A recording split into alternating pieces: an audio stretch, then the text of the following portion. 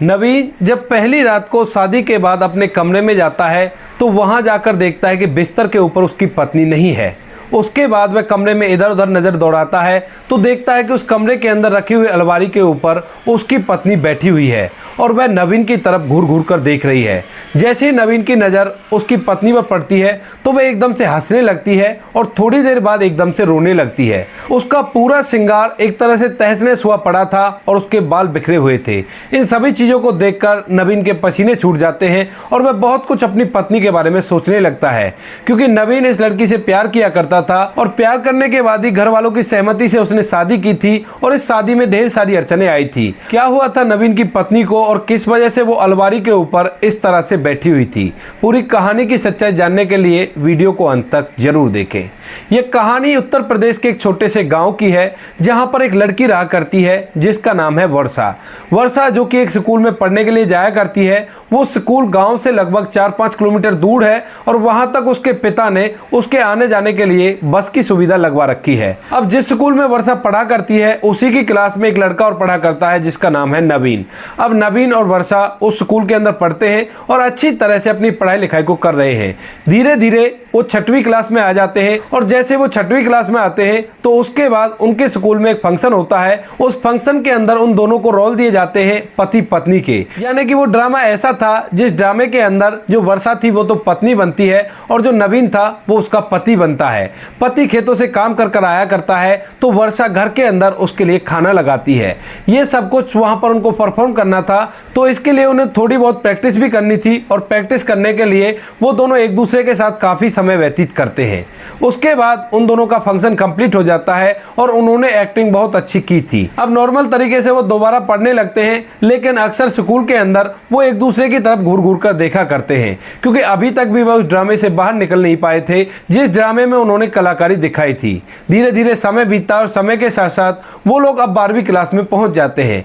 12वीं क्लास जैसी उनकी क्लियर होती है तो उसके बाद उन दोनों को एहसास होता है कि वो दोनों कहीं ना कहीं एक दूसरे से प्यार कर बैठे हैं, लेकिन दोनों में से कोई भी एक दूसरे से इस बात को जाहिर नहीं कर पाता है, क्योंकि अब वो समझदार हो चुके हैं और ये समझदारी कहीं ना कहीं उनकी इन बातों को करने से उन्हें रोक लेती है। इसके बाद वर्षा अपने घर चली जाती है, लेकिन बार बार उसके दिमाग में नवीन का ख्याल आ रहा था। इधर जो नवीन था उसका भी यही हाल था और वो भी ऐसे ही वर्षा के बारे में सोच रहा था। इसके बाद नवीन एक और कॉलेज में जाकर एडमिशन ले लेता है और इधर जो वर्षा थी वो किसी दूसरे कॉलेज में जाकर एडमिशन ले लेती है। दोनों अपनी आगे की पढ़ाई करते हैं और 1 साल पढ़ाई करने के बाद वो दोनों एक दिन अचानक से एक बस स्टॉप पर मिल जाते हैं। अब वहां पर जैसे ही दोनों एक दूसरे को देखते हैं तो एकदम से एक दूसरे से बहुत कुछ कहना चाहते हैं और दोनों एक दूसरे की तरफ खिंचे हुए चले जाते हैं, लेकिन आमने सामने जैसे दोनों एक दूसरे के आते हैं तो एकदम से चुप हो जाते हैं और अपनी बात को वहीं पर स्टॉप कर देते हैं। इसके बाद एक साथ फिर से बोलने की कोशिश करते हैं, लेकिन फिर कहीं ना कहीं उन्हें यह बात गलत लगती है और फिर से चुप हो जाते हैं। तो इसके बाद जो नवीन होता है वो वर्षा से पूछ लेता है कि चलो कॉफी पीने चले, तो वर्षा भी झट से हामी भर लेती है और कहती है कि ठीक है कॉफी पीने के लिए चलते हैं। तो वहीं बस स्टैंड से थोड़ी ही दूर एक कॉफी शॉप था और वहां पर जाकर वर्षा और नवीन एक टेबल पर बैठ जाते हैं और कॉफी का ऑर्डर कर देते हैं। उसके बाद दोनों एक दूसरे से बातें करने लगते हैं और बातों ही बातों में जो नवीन है वर्षा से अपने प्यार का इजहार कर देता है। अब जैसे नवीन ने अपने प्यार का इजहार किया था तो उसके बाद जो वर्षा होती है वह भी अपने प्यार का इजहार नवीन से कर देती है और कहती है कि नवीन, मैं तो तुम्हें उसी टाइम से पसंद किया करती थी, लेकिन अब तक मेरी समझ में नहीं आया था कि हम दोनों के बीच में प्यार है या वैसे ही अट्रैक्शन है। अब दोनों ने एक दूसरे से प्यार का इजहार कर दिया था और अपने अपने दिल की बात बताने के बाद दोनों अपने आप को बहुत ही हल्का महसूस कर रहे थे, क्योंकि काफी दिनों से वो दोनों एक दूसरे के बारे में सोच रहे थे, लेकिन कभी ऐसा मौका नहीं मिला था कि दोनों एक दूसरे से अपनी मन की बात कह सके। इसके बाद वहां पर कॉफी आ जाती है और कॉफी पीने के बाद दोनों एक दूसरे से अपने अपने फोन नंबर एक्सचेंज कर लेते हैं। फोन नंबर एक्सचेंज हो जाते हैं और दोनों अपने अपने घर के लिए चले जाते हैं। अब जो वर्षा होती है शाम के समय जब वो आराम कर रही थी बिस्तर पर लेटकर, तभी उसका फोन बजता है और फोन के अंदर उसे नवीन का नंबर दिखाई देता है। अब जैसे नवीन की कॉल वर्षा के फोन पर आती है तो एकदम से खुश हो जाती है और चहकते हुए उस फोन को उठाकर अपने कान से लगा लेती है। इसके बाद दोनों में बातें होने लगती हैं और धीरे धीरे उनकी ये बातें कुछ लंबी ही चलने लगती हैं। वह घंटों तक फोन पर बातें किया करते और एक दूसरे से बात करके अपने आप को बड़ा ही खुश महसूस किया करते। अब एक दिन जब वर्षा अपने कॉलेज से आती है तो उसके पिता घर के अंदर कुछ लोगों के साथ उसे बैठे हुए दिखाई दे रहे हैं और देखने से साफ साफ पता चल रहा था कि ये लोग वर्षा की शादी की बात करने के लिए आए हैं। इसके बाद जो वर्षा होती है इस बात को भांप चुकी थी तो वह अंदर जाकर अपनी माँ से इस बारे में बात करने लगती है और पूछती है कि माँ जी ये लोग कौन हैं जो यहाँ पर आए हैं। तो उसके बाद उसकी माँ उसे बता देती है कि बेटी अब तू जवान हो गई है और तेरी शादी भी तो करवानी है ना, तो तुम्हारे पिता ने तुम्हारे रिश्ते के लिए लड़का ढूंढा है और इस लड़के से तुम्हारी शादी होने वाली है और तुम्हारी ही शादी की बात बाहर चल रही है। अब यह बात सुनकर जो वर्षा होती है उसका चेहरा एकदम से उतर जाता है और वह मन ही मन बहुत कुछ नवीन के बारे में सोचने लगती है। इसके बाद वर्षा अपने कमरे में चली जाती है और कमरे में बैठकर फूट फूट कर रोने लगती है। वर्षा अपने प्रेमी नवीन के पास फोन करती है और उसे घर के अंदर जो कुछ भी हुआ है उस सभी को बता देती है और कहती है कि मेरे पिताजी मेरी शादी करना चाहते हैं और इसी वजह से घर पे उन्होंने लड़के वालों को बुला रखा है। तो इसके बाद यह बात नवीन को बड़ी बुरी लगती है और वह भी इस बात को सुनकर थोड़ा सा मायूस हो जाता है और उसकी आंखें भी छलकने लगती हैं। इसके बाद नवीन वर्षा से पूछता है कि वर्षा अब आगे क्या होगा। तो वर्षा कहती है कि नवीन इससे अच्छा तो मैं अपने घर वालों को बता देती हूँ कि मैं तुमसे प्यार किया करती हूँ और तुम्ही से शादी करना चाहती हूँ। नवीन भी इसकी इस बात के लिए एग्री होता है और कहता है कि ठीक है तुम भी अपने घर वालों से बात कर लो और मैं भी अपने घर वालों से बात कर लेता हूं। अब जैसे ही शाम होती है तो शाम के समय वर्षा जैसी खाना खाने के लिए अपने माता पिता के साथ बैठती है तो वर्षा के पिता उससे कहने लगते हैं कि बेटी मैं तेरी शादी करना चाहता हूं और जो लड़का यहाँ पर बैठा हुआ था जब तू कॉलेज से आई थी तो वो लड़का मैंने तुम्हारे लिए चूज किया है। लड़का कैसा है मुझे बता दो। अब इस बात को सुनने के बाद वर्षा थोड़ी सी हेजिटेट होती है लेकिन फिर भी वो अपने दिल पर पत्थर रखकर अपने पिता से कह देती है कि पिताजी मैंने लड़का पसंद कर लिया है और मैं उससे प्यार करती हूं और उसी से शादी करना चाहती हूं। अब इस बात को सुनकर उसके पिता का पारा सातवें आसमान पर पहुंच जाता है और वह अपनी बेटी पर चिल्लाने लगता है। लेकिन जैसे उसका पिता उस पर चिल्लाता है तो वर्षा रोते हुए अपने कमरे के अंदर चली जाती है और वहां पे खाना नहीं खाती है। अब इन सभी बातों को देखकर जो वर्षा के पिता होते हैं वो भी नाराज हो जाते हैं और खाने की टेबल से उठकर वो भी अपने कमरे में चले जाते हैं। अब वर्षा के पिता अपने कमरे में बैठे हुए हैं, इधर वर्षा अपने कमरे में बैठकर फूट फूट कर रो रही है। तो जो वर्षा की माँ होती है वो अपनी बेटी के कमरे में जाती है और उसे समझाती है और कहती है कि बेटी अगर तू ऐसा करेगी तो तुम्हारे पिता की इज्जत कहीं भी नहीं रह जाएगी। उनकी जो कुछ भी बनी बनाई इज्जत है वो समाज में धूमिल हो जाएगी और ये कुछ तुम्हारे कारण होगा तो वो इस बात को सहन नहीं कर पाएंगे। इस बात को सुनकर जो वर्षा होती है वो अपनी आंखों के आंसुओं को पहुंचती है और आंसुओं को पहुंचने के बाद अपनी माँ के गले से लग जाती है क्योंकि उसकी माँ ज्यादातर उसे सपोर्ट किया करती थी और वो उसे अच्छी तरह से घर के अंदर रखा करती है। इसके बाद वो अपनी माँ से पूछती है कि माँ पिताजी कहाँ हैं, तो वह बता देती है कि वो भी तुम्हारी तरह खाना छोड़कर अपने कमरे में चले गए हैं और वहां पर रूठकर बैठे हुए हैं। इसके बाद वर्षा वहां से खड़ी होती है और खड़ी होने के बाद अपने पिता के कमरे में चली जाती है। वहां जाकर वह देखती है कि उसका पिता बिस्तर पर लेटा हुआ है और उसने अपनी आंखों के ऊपर अपने हाथ को रख रखा है। वर्षा जाकर उसके पैरों की तरफ बैठ जाती है और बैठने के बाद उसके पैर दबाने लगती है। कहती है कि पिताजी अगर आप नहीं चाहते कि मैं लव मैरिज करूं तो मैं बिल्कुल से शादी नहीं करूंगी। आपको इस बात की परेशानी लेने की जरूरत नहीं है और आप ये भी मत समझना कि अगर आप मुझसे उसे शादी करने के लिए मना कर देंगे तो मैं अपने आप को कुछ कर लूंगी। मैं ऐसी वैसी लड़की नहीं हूं और ना ही मैं अपने पिता की इज्जत को कहीं भी गिराना चाहती। मैंने पहले ये बात डिसाइड कर ली थी कि अगर हम दोनों की शादी होगी तो हमारे परिवार वालों की मर्जी से होगी। अगर हमारे परिवार वाले नहीं मानेंगे तो हम दोनों किसी से भी शादी नहीं करेंगे। इसके बाद वह अपने पिता से कह देती है कि पिताजी आज के बाद मैं उस लड़के से बिल्कुल भी बात नहीं करूंगी और जीवन भर आपकी दहलीज पर ऐसे ही बैठी रहूंगी और ना ही किसी से शादी करूंगी। ऐसा कहकर वर्षा अपने पिता से माफी मांगकर वहां से वापस अपने कमरे में आ जाती है और एक बार फिर से फूट फूट कर रोने लगती है। तभी वर्षा का फोन रिंग करने लगता है और उधर से नवीन का कॉल आ रहा था लेकिन वर्षा उस फोन को पिक नहीं करती है और उसके बाद एक मैसेज टाइप कर नवीन को भेज देती है।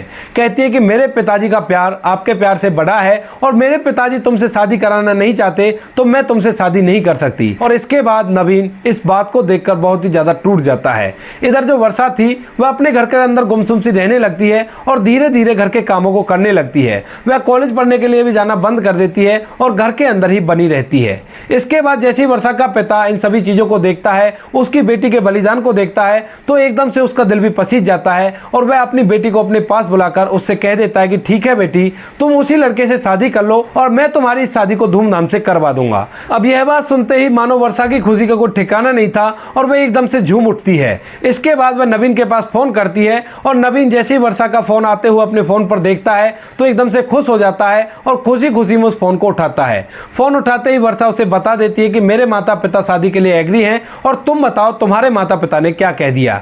तो उसके बाद जो नवीन होता है वह बताता है कि मेरे माता पिता ने शादी के लिए साफ साफ इनकार कर दिया है और कह दिया कि उस लड़की से तुम्हारी शादी नहीं हो सकती। लेकिन मैंने अपने माता पिता से कह दिया है कि अगर मैं शादी करूंगा तो उसी लड़की से करूंगा, वरना मैं किसी से भी शादी नहीं करूंगा।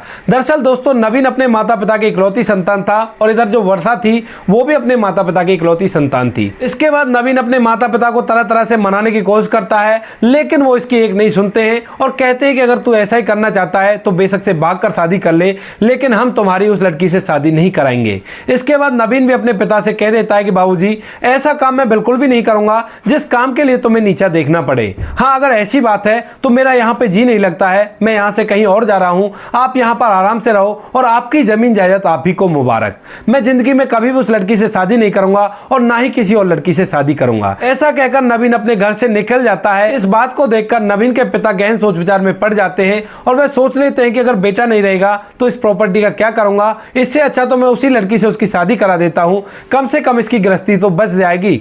इसके बाद जो नवीन का पिता होता है वह नवीन के पास फोन करता है और उसको वहां से वापस बुला लेता है और कहता है कि बेटे मैं तुम्हारी शादी कराने के लिए तैयार हूं और तुम घर वापस आ जाओ। अब यह बात सुनकर नवीन की खुशी का कोई ठिकाना ही नहीं था। अब इन सभी चीजों में लगभग 1 साल बीत गया था और 1 साल के दौरान नवीन और वर्षा एक दूसरे से फोन पर बातें करते रहते हैं और बातों के दौरान कई बार वर्षा अपने पिता को उसके घर भेजने की कहती है, लेकिन नवीन मना कर देता है और कहता है कि वर्षा अगर तुम्हारे पिता से मेरे पिता ने कुछ उल्टी सीधी बातें कर दी तो यह बात मुझे बिल्कुल भी बर्दाश्त नहीं होगी और मैं नहीं चाहता कि दोनों परिवारों के बीच में किसी तरह का भी मतभेद हो। इसी वजह से जब मेरे पिताजी मान जाएंगे तो उसके बाद ही अपने पिता को भेजना और वो शादी की बात कर लेंगे। इसके बाद जो नवीन होता है वह वर्षा के पास फोन कर देता है और फोन करने के बाद उसको बता देता है कि मेरे पिता शादी के लिए एग्री हो गए हैं और कल अपने पिता को शादी की बात करने के लिए भेज दो। अब यह बात सुनकर जो वर्षा है एकदम से फूली नहीं समाती है और भागकर जाकर अपने माता पिता को गले से लगा लेती है और फूट फूट कर रोने लगती है। उसके माता पिता अपनी बेटी के इस व्यवहार को देखकर बड़े परेशान हो जाते हैं, क्योंकि अब तक वर्षा गुमसुम सी घर के अंदर रहा करती थी, क्योंकि नवीन के माता पिता अभी शादी के लिए नहीं मान रहे थे। उसके बाद उसके पिता उससे पूछते हैं तो वर्षा अपने पिता को बता देती है कि नवीन के घर वाले भी उसकी शादी मुझसे कराने के लिए तैयार हो गए हैं और कल आपको शादी की बात करने के लिए बुलाया है। इस बात को सुनकर पूरा परिवार खुश होता है और खुशियां मनाई जाती है। दूसरा दिन होता है। दूसरे दिन सुबह सुबह जो वर्षा के पिता होते हैं वह 2-4 आदमियों को और लेकर अपने साथ वहां पर पहुंच जाते हैं नवीन के घर और वहां पर अपनी बेटी की शादी तय कर देते हैं। शादी तय हो जाती है और एक निश्चित मुहूर्त देखकर दोनों की धूमधाम से रीति रिवाजी के साथ शादी करा दी जाती है। शादी होने के बाद जो वर्षा होती है वह दुल्हन बनकर नवीन के घर में जाती है और वहां पर सभी रीति रिवाजों को अच्छी तरह से निभाती है। अब रीति रिवाज निभाने के बाद अब टाइम आ जाता है सुहागरात का और सुहागरात के समय जो नवीन होता है वो मार्केट जाता है और मार्केट से कुछ मिठाइयां खरीदता है। इसके बाद वो अपनी पत्नी के कमरे में जाता है और जैसे ही कमरे के अंदर घुसता है तो एकदम से उसकी आंखें फटी के फटी रह जाती हैं, क्योंकि कमरे के अंदर बिस्तर के ऊपर उसकी पत्नी नहीं थी। तो वह इधर उधर अपनी पत्नी को देखने लगता है। अब चारों तरफ देखने के बाद एक साथ से उसकी नजर जाती है कमरे के अंदर रखी हुई गोदरेज की अलमारी पर। उसके ऊपर उसकी पत्नी बैठी हुई थी जिसका पूरा श्रृंगार तहस नहस हुआ पड़ा था और बाल भी इधर उधर बिखरे पड़े थे। उसके बाद वह अपनी पत्नी की तरफ देखता है तो उसकी पत्नी उसकी तरफ घूर घूर कर देख रही थी और जैसे ही दोनों की आंखें मिलती हैं तो उसकी पत्नी जो वर्षा थी वह एकदम से उसकी तरफ देखकर जोर जोर से हंसने लगती है। अब जैसे ही नवीन उससे कुछ कहने वाला था तो वह एकदम से फूट फूट कर रोने लगती है और नवीन की तरफ फिर से घूर घूर कर देखने लगती है। अब इन सभी चीजों को देखने के बाद नवीन के पसीने छूट जाते हैं और वह सोच विचार करने लगता है कि आखिर मेरी पत्नी को ऐसा क्या हो गया जो इस तरह से बिहेव कर रही है। वह अपने घर वालों को जोरदार आवाज लगाता है और आवाज लगाने के बाद उसके माता पिता भी वहां पर आ जाते हैं और जैसे ही उसकी पत्नी को ऐसी हरकतें करते हुए देखते हैं तो एकदम से डर जाते हैं। वह सोचने लगते हैं कि कहीं ये कोई पैरानॉर्मल एक्टिविटी तो नहीं, क्योंकि शादी के समय में ऐसी चीजों को ज्यादा एक्टिव माना जाता है और अक्सर ऐसा हो जाया करता है। उसके बाद उसके माता पिता और वहां पर जो मेहमान आए हुए थे वो सभी उसको नीचे उतारते हैं और जो नवीन था वह अपने ससुर जी के पास फोन कर देता है और उन्हें अपनी पत्नी की पूरी कंडीशन के बारे में बता देता है। इसके बाद जो वर्षा के घर वाले वो भी वहां पर आ जाते हैं और वहां पर आने के बाद वह अपनी बेटी को अपने साथ ले जाते हैं। नवीन भी उनके साथ जाना चाहता है लेकिन उसके माता पिता उसे रोक लेते हैं, कहते हैं कि बेटा तू अभी कहां जाएगा, तू सुबह चला जाना और सुबह जाकर देख लेना कि आखिर से ऐसा क्या हुआ है। अब सुबह तक का समय जैसे तैसे करता है और सुबह सुबह नवीन फौरन से अपने घर से जाता है और सीधा अपनी पत्नी के यहाँ पर पहुँच जाता है।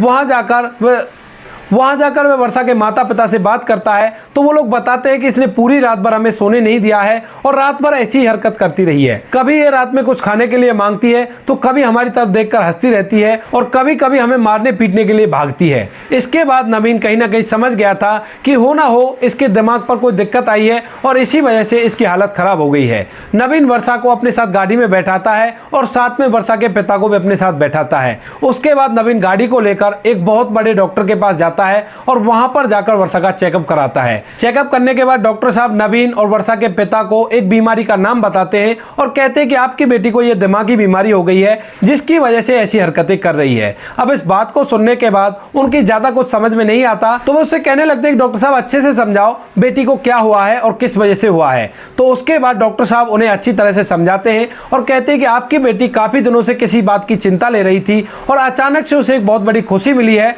तो इसी कारण से उसके दिमाग का संतुलन हिल गया है और वह पागलों की सी हरकत कर रही है। उसके बाद नवीन उससे पूछने लगता है कि डॉक्टर साहब ये बताओ क्या इस बीमारी का कोई इलाज है या नहीं है। तो डॉक्टर साहब कहते हैं कि इस बीमारी का इलाज तो है लेकिन वो काफी लंबा चलता है और उसके बाद ही इस बीमारी को ठीक किया जा सकता है। अब इस बात को सुनने के बाद नवीन थोड़ा सा मायूस हो जाता है और इसके बाद वह वर्षा को अपने साथ लेकर वापस से वर्षा के घर पर पहुंच जाते हैं। वहां जाने के बाद नवीन वर्षा को अपने साथ ले जाने की जिद करने लगता है और कहता है कि बाबूजी अब वर्षा मेरी पत्नी है और ये मेरे साथ ही रहेगी। हम दोनों की शादी हो गई है और शादी होने के बाद हम दोनों पति पत्नी है और मैं इसकी देखभाल जीवन भर कर लूंगा। ऐसा कहकर नवीन वर्षा को अपने साथ ले गया था और वहां जाते ही जैसे नवीन के माता पिता देखते हैं कि अब इस लड़की को अपने साथ ले आया है तो वह उससे मना करते हैं और कहते हैं कि बेटा अब तो इसका क्या करेगा, ये तो पागल हो चुकी है। तो नवीन अपने घर वालों से कह देता है कि माँ बाबूजी ये मेरी पत्नी है और इसका ख्याल मैं रखूंगा, चाहे इसकी कंडीशन कैसी भी हो, अब ये मेरी पत्नी है तो मुझे इसका ख्याल रखना ही पड़ेगा। ऐसा कहकर वो अपने घर वालों को चुप करा देता है